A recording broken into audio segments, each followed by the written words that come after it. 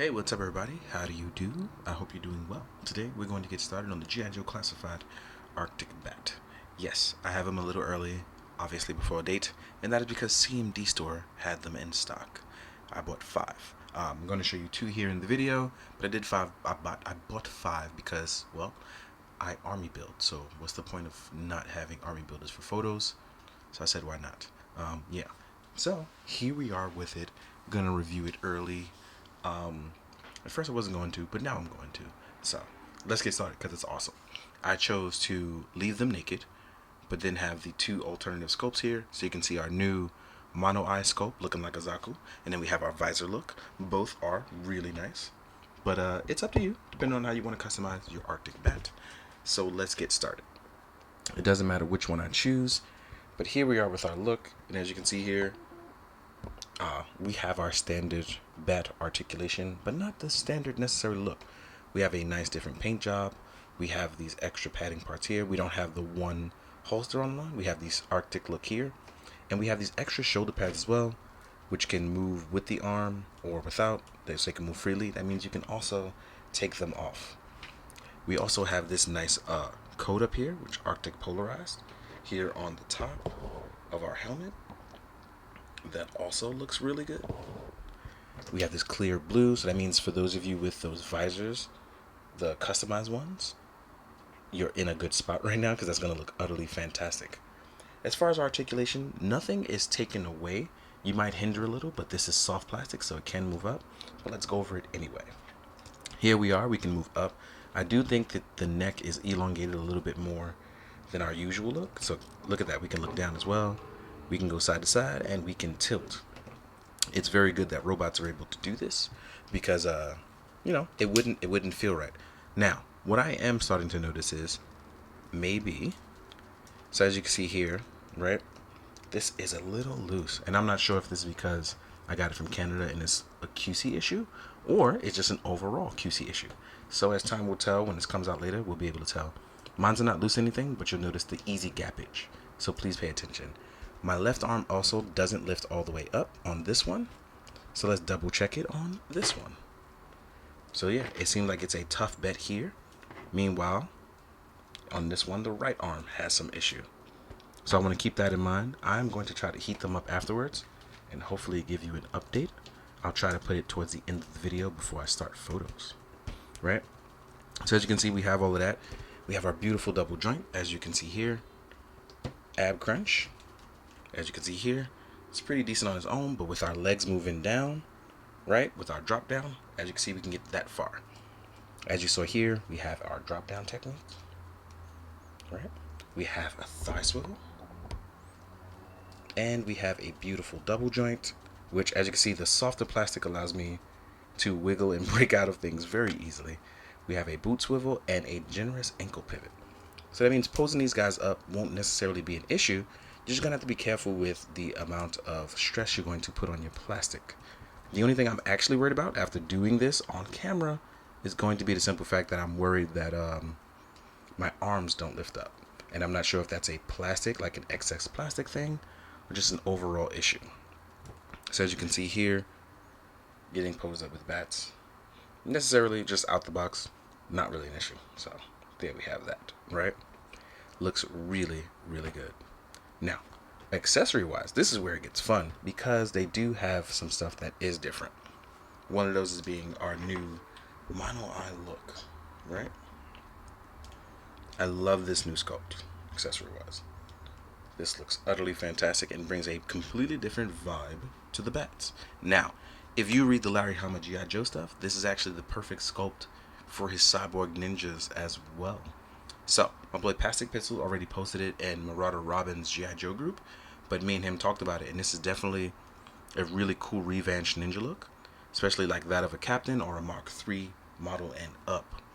So, what else we get with our accessories, and I guess I'll just go through it completely as we go through the video. We will also get a handgun. This is a standard gray classified gun. I believe this one also came with a bandage version for Outback, but it's also the standard bat gun, right?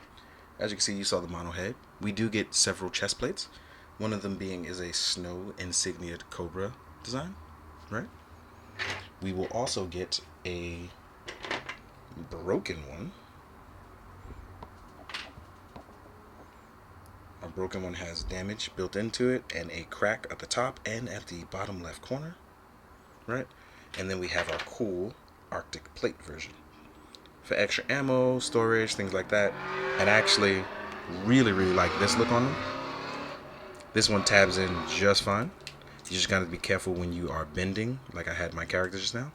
But otherwise, it plugs in just fine, right? Looks really good too. I really like this look as well. This actually gives a nice complete look to our bats and actually allows for a lot of customizing options across the board for bats. And I'm going to get into that in a second because I do have some other bats to show that off with.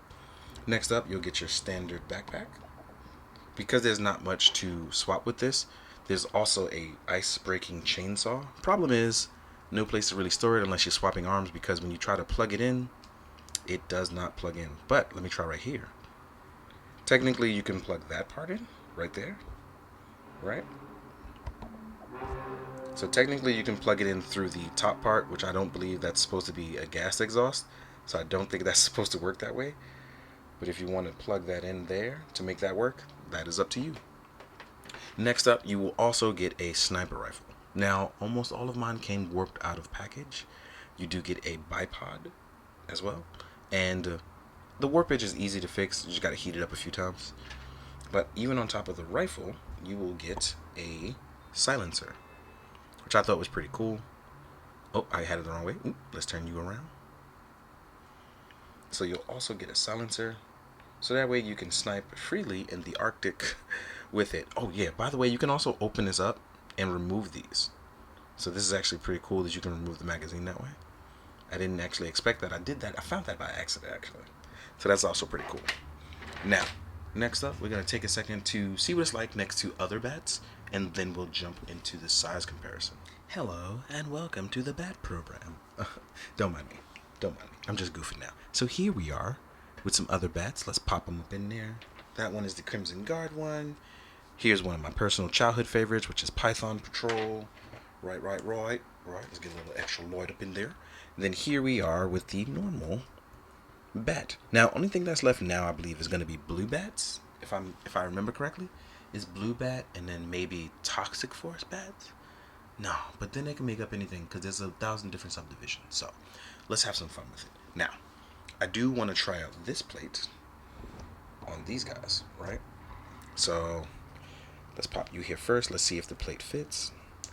So technically, our plate fits. Nope, no, it is not fitting. So let's keep this in mind. It does not work on the number one. It is not popping in. There is no attachment. For some reason, it is not working in there. As I push it in, it pops itself back out. So with our normal bat, it's not going to work, right? Let's try our Crimson Guard. It does work on this guy. So it does work for the Crimson Guard, right? Let's try Python Patrol. Python Patrol, it does not work on. It is not popping in. As you can see, it pops right out. So it does work on Crimson Guard, but does not work on the Python Patrol or the normal bat. But crazy enough, though, if you took these parts off, they do work on these. So you have that in mind. So you can remove the waist, you can remove the leg parts and the shoulder parts, and they technically will work on the other bats. But this part right here, not gonna happen. Let's check our chainsaw though. Chainsaw mod, right? The peg works on our Crimson Guard. And it's loose, but it does work on our normal bat. So keep that in mind. So I mean, technically it also works on Python Patrol. So yeah, there you have that. Real quick and easy. One more thing to try out. Because I wanted to try the Revanche Ninja with this head. And the pegs do not line up. I would have loved to have a Revenge Ninja. So that means either you are going to have to Dremel or shave down the ball joint if you want some cybernetic ninjas to work for blue ninjas. So keep that in mind, guys. Now for the actual size comparison, let's compare to some stuff. Here we are with Torpedo Bazooka, and Kamakura. So here we are with Torpedo against the bat. Then we have Kamakura. I'm just using the Joes I had around. And as you can see, the bat has... Oh, sorry about that. Did not realize I was out of focus. As you can see, the bat has some height on these guys. But it's nothing crazy, right? You don't have to run the stress test too much. But when you put it up against a character like Bazooka, who is slightly larger, right? With the Freddie Mercury face, as someone called it in a Facebook group. He is actually taller than a bat. So depending on what kind of character you use, the big stature guys, you're going to get a totally different vibe and feel. Here we are with an SH Figure Arts Kamen Rider. And then here we are with a Valaverse 6-inch. As you can see here. So Kamen Rider is going to be on the smaller side, where Valaverse works well, just like the Joes. Next up, here we are with Mezco Ichigo on a black skull body, doing his cool JoJo-like pose. Right. So Ichigo, despite the ears, is around the same height as a bat as well. Next up, just in case you want to go medieval on a sucker, here we are with a Mythic Legions. And I have other stuff, but I think this about rounds it out for us. I think the only other thing we can think of is like a Sparrow Toys, which is around the same height as a Mythic Legion. Ooh! And just like with the Memory Toys review, just for fun, here is Memory Toys Berserker and Ice Bear with these guys to kind of show off the Arctic look, right?